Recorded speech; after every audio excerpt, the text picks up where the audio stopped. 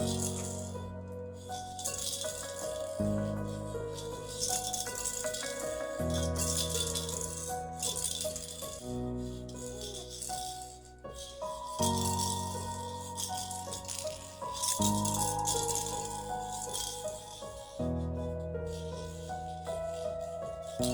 খেলছো?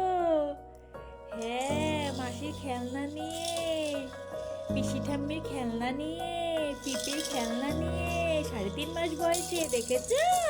তুমি তখন কত ছোট ছিলে, আমার সোনা খেলছে, একা একা খেলনা ধরা শিখে গেছে।